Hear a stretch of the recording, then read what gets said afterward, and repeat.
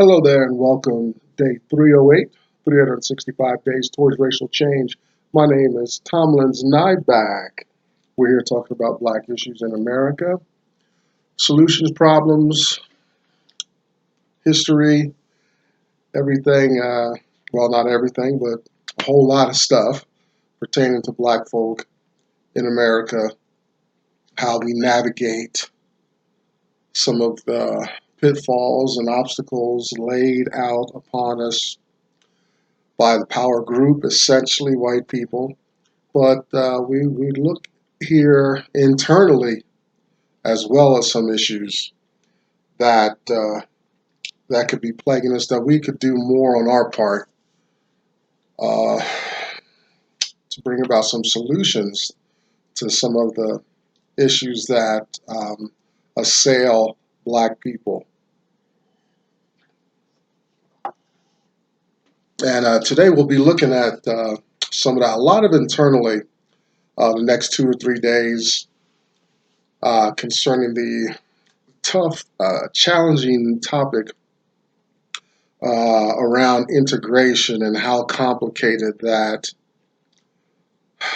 argument can be. When Dr. Anderson kind of put it out there, I understood it, but I do get some pushback from a lot of inclusive groups and all that, and I understand their position, but hopefully after these 3 days I'll be able to clarify a little bit my reasons for agreeing with Dr. Anderson that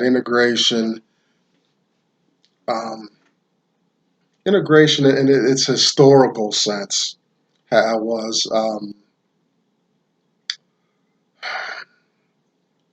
it was a failure on the part of a lot of parties here in America.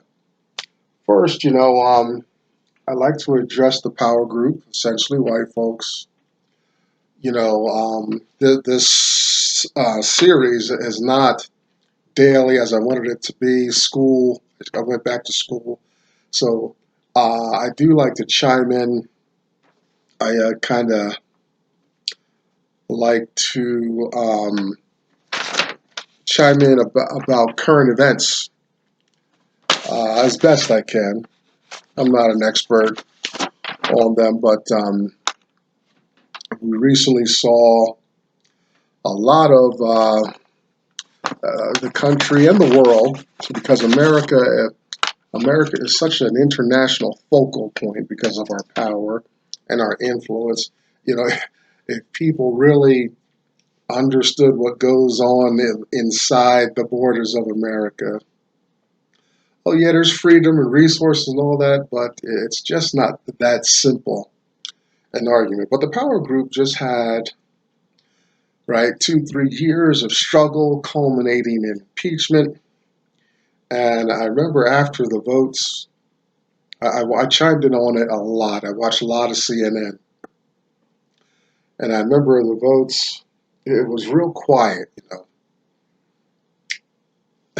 as the House did this and the Senate did that and all these things. And what we don't, well, what we may or may not realize is that the world is forever different because of the decisions we as a country, as a group made, under the leadership of white power.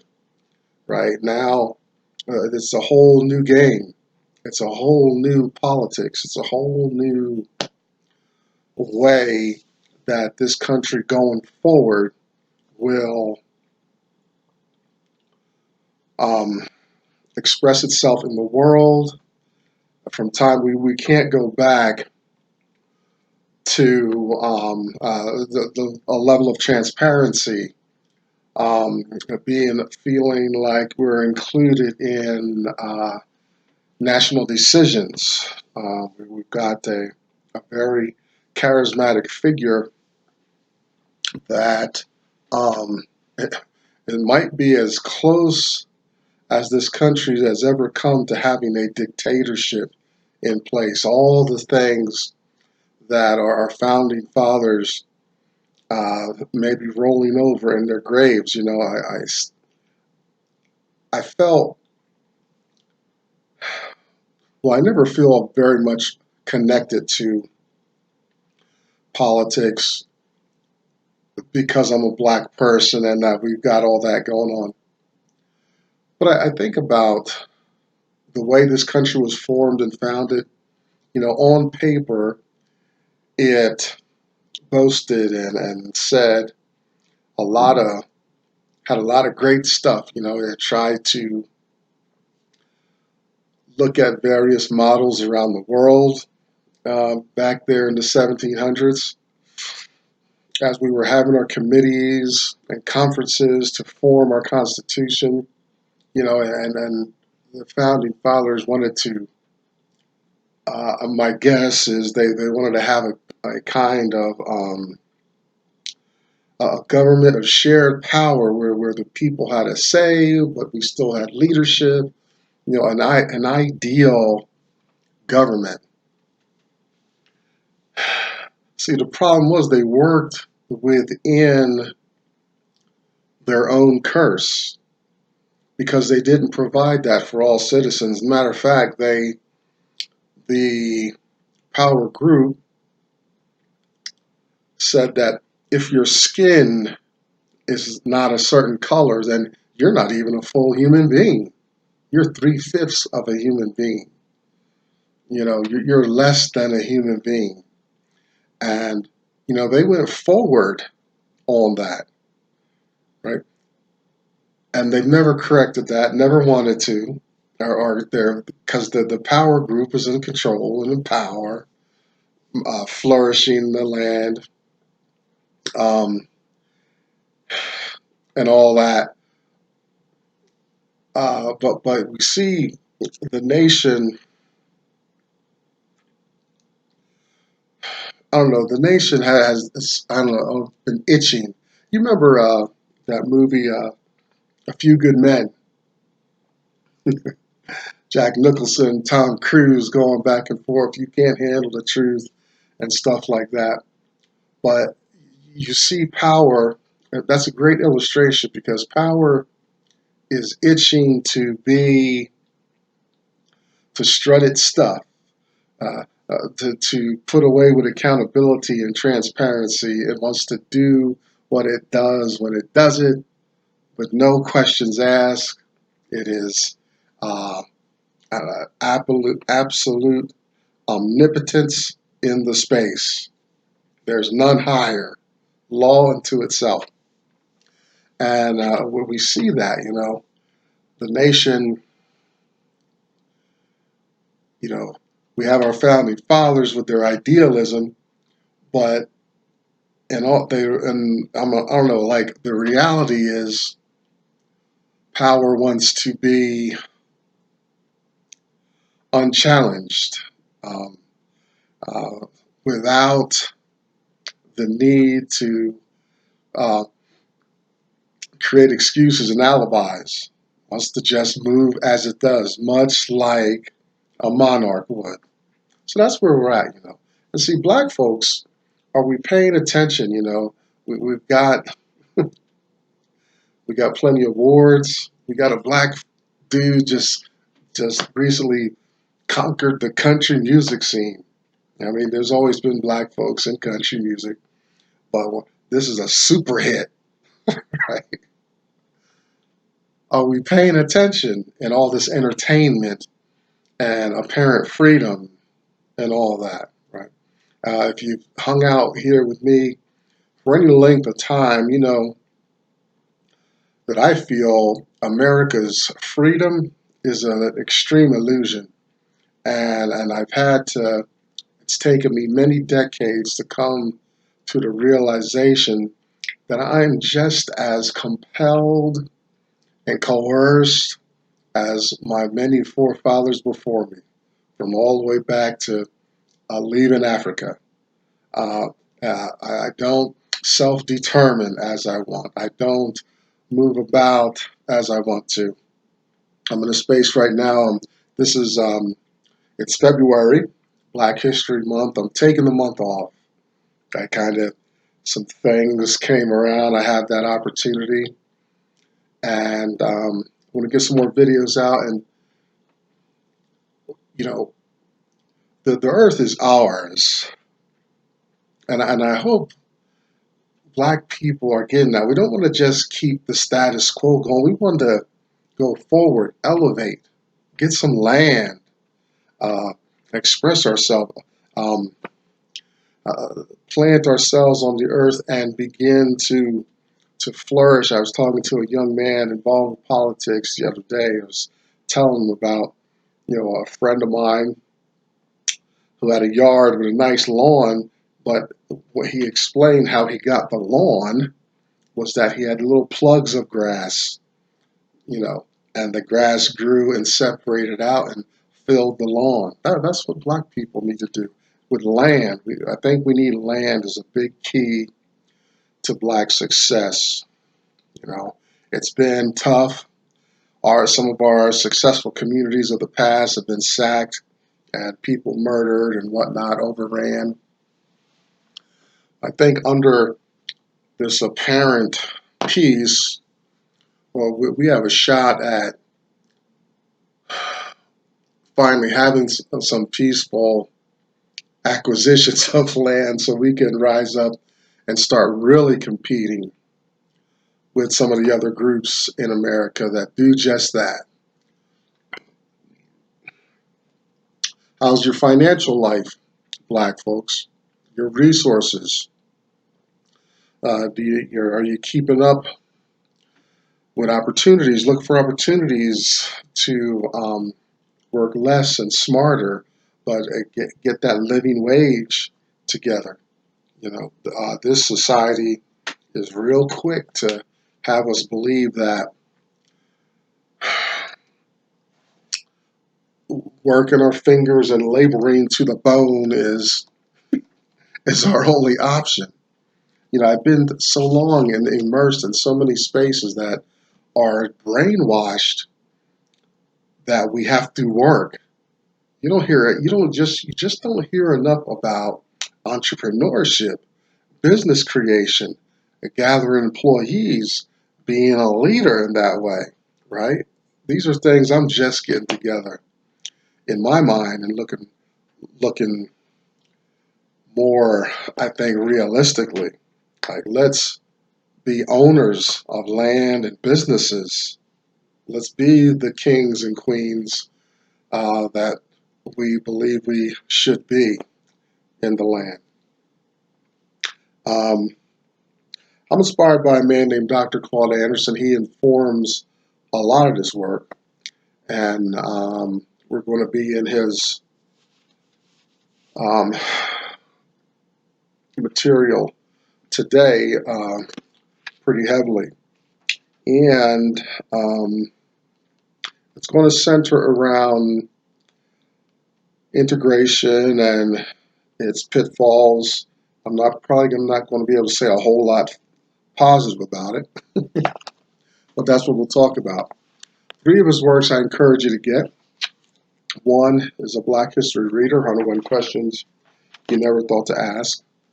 Black Labor, White Wealth, Search for Power and Economic Justice, and Dr. Anderson's National Plan to Empower Black America, Powernomics. You can find Dr. Anderson at powernomics.com. Behind me, you should hashtag us2 symbol.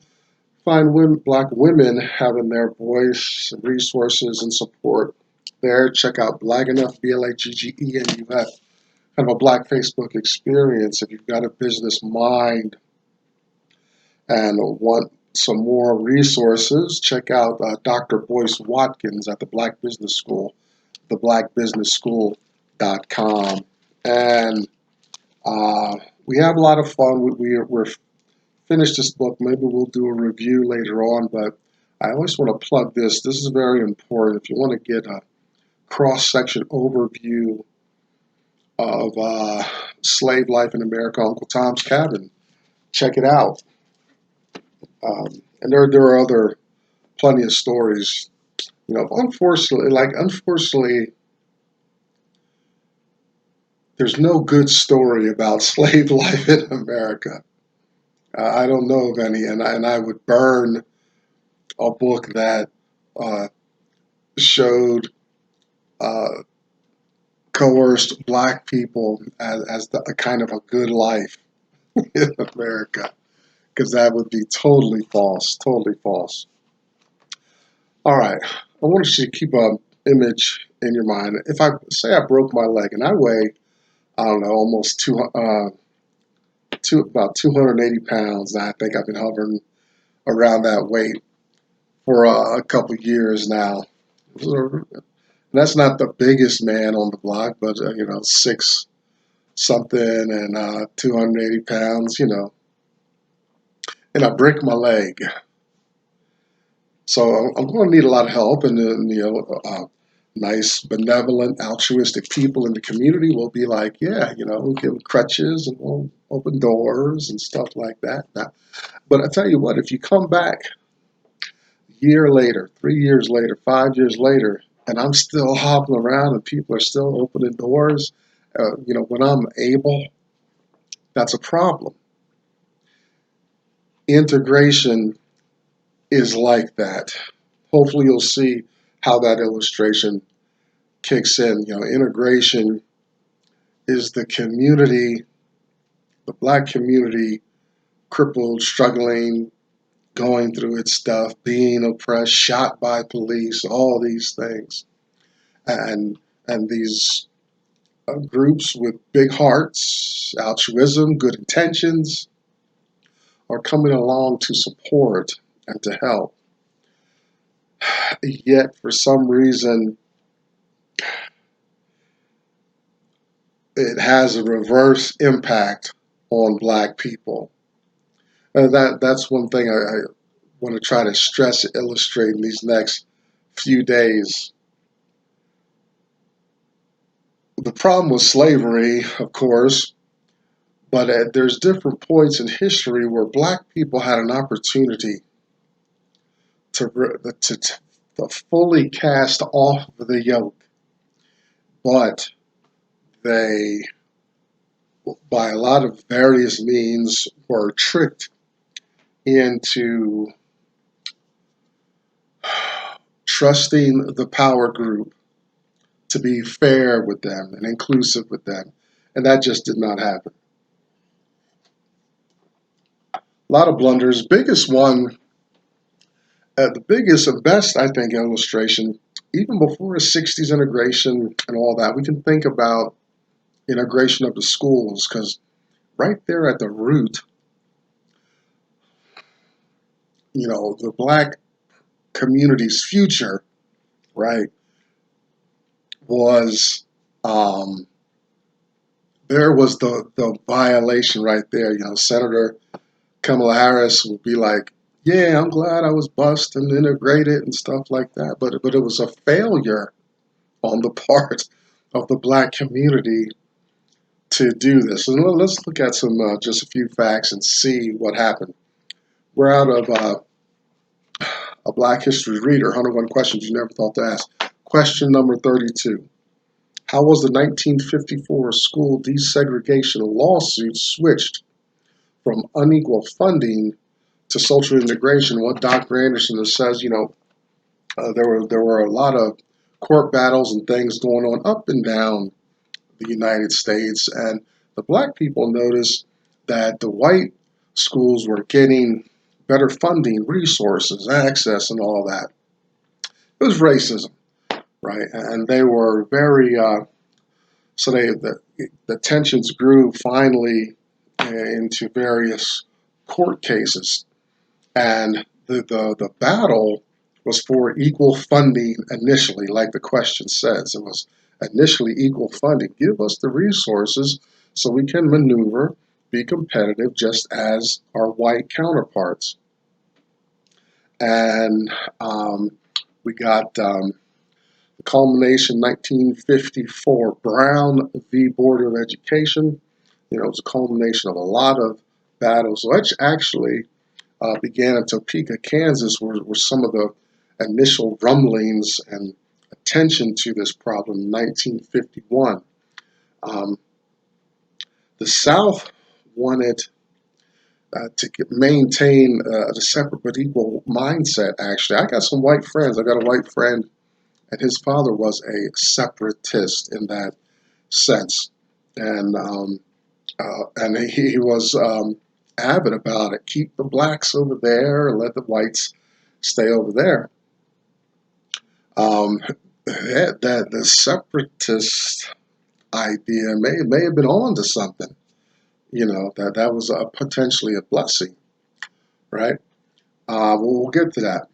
But the white schools got 4 or 5 times more funding, and the complaint, the government is issuing funds to neighborhoods, schools, and whatnot, and blacks are coming up way short, and it's noticeable at the time. South Carolina becomes the stage. It's not a mystery that the Deep South would be the place to navigate uh, these issues. And into the fight enters the National Association for the Advancement of Colored People, NAACP, famous organization all over the place and all that. Um,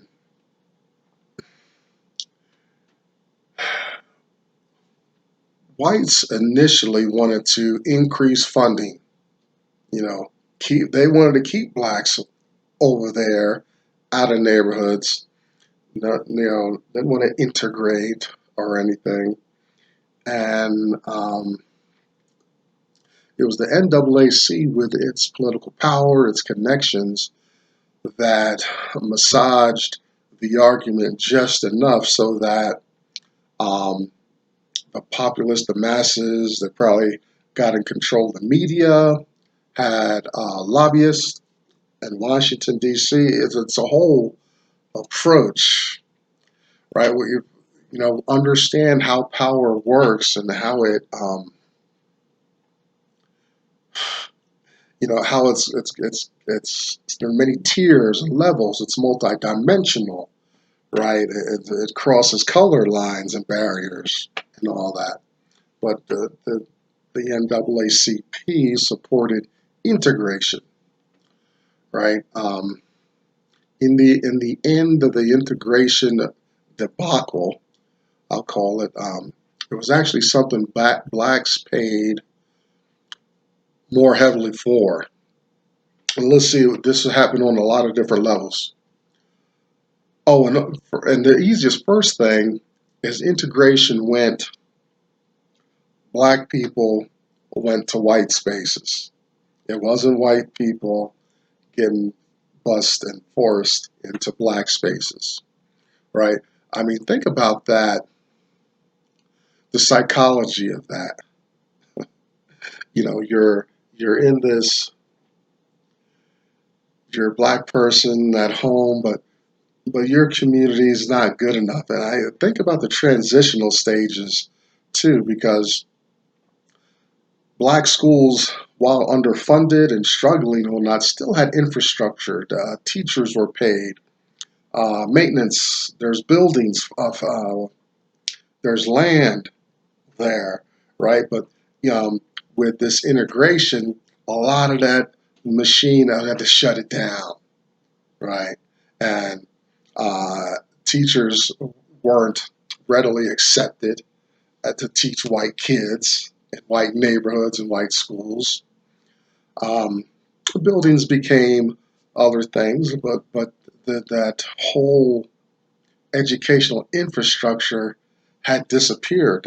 That's another way in which the black people paid for integration, right? Now let's get back to the psychology. Those are the obvious things, but the black kid has to go get bused. Now, interesting enough, in the 80s, I graduated high school around in the 80s, and I was bused. I had my hopes up of going to the local high school and with my peers. That's where most of my peers went, but a handful of us were bused to the white neighborhoods. It was like a 45-minute bus ride. And I'm not complaining about the education I got, but Why isn't my school in my space? And this is the 80s. This is 20, 30 years after some of the heyday of educational integration. But you see the machine still going on. There's some mysteries with that. Um, so it's work to go get bus way out there and long drives back and forth and all that. And interesting enough, I was an extreme minority of a minority that came out of my neighborhood to graduate high school way over there in the white school. Amazing.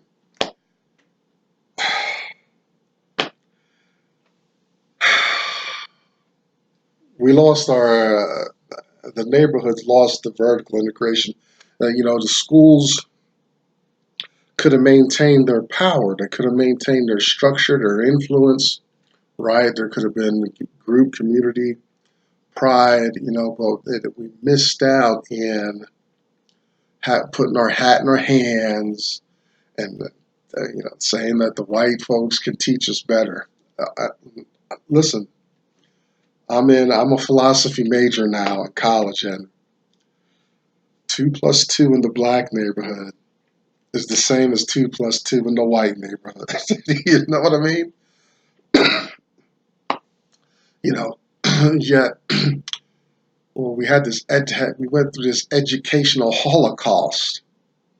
That was another way in which black people were crippled, moved further away from self-determining their lives and their spaces and all that. You know, we gave up um, so much of our identity in allowing this integration to occur in occur. Be engaged, being unleashed on us. It just is not a good thing, and I'll bring us back to my initial illustration.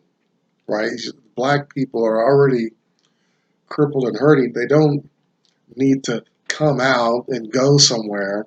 All we need is same access to resources as well. And that's another thing, that Dr. Anderson, I'll get to the broken leg in a minute, but that's another thing Dr. Anderson talks about is that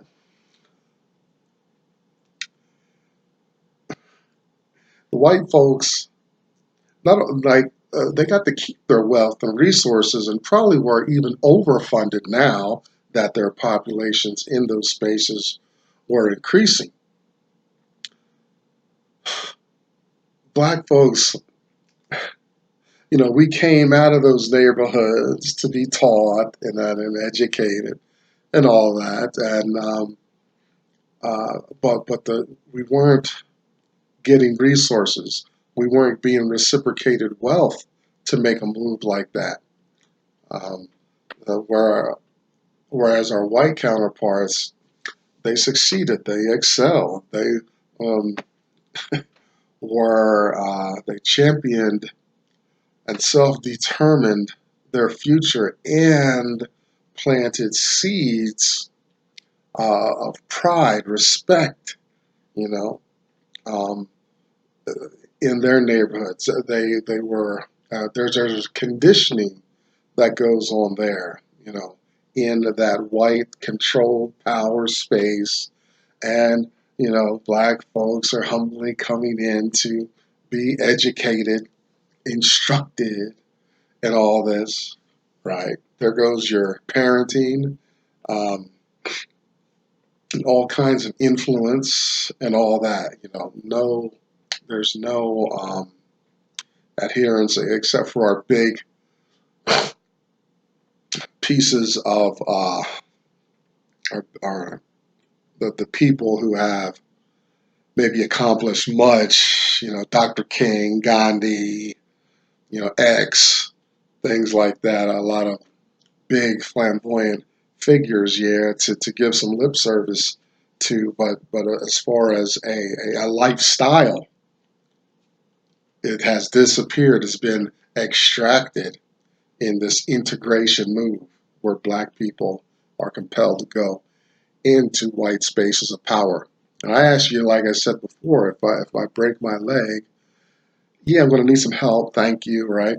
But eventually, I need to stand on my own, have access to the same wealth of resources as walking folks do, so I can stand on my own and rise up and be competitive and a part of uh, what really goes on in America, and not be someone who expends my energy and not get reciprocated for it. Constant cycle. We're going to drive this. We've got another day or two on this point, see if I can articulate how important it is. And one of my goals is that I see a chance, opportunity for black people to make that move, just like Arabs, Asians, Hmong, Vietnamese, Hispanic people, all these great cultures, great people, but they stick to their community and prosper and grow within their group before they outreach and integrate and all this stuff. They're powerful first. That's what black people need to do. I'm Thomas Nyback. This is day 308 out of the way. 365 days towards racial change. Come back tomorrow. I'm going to continue with this topic a little more. Thank you. See you soon.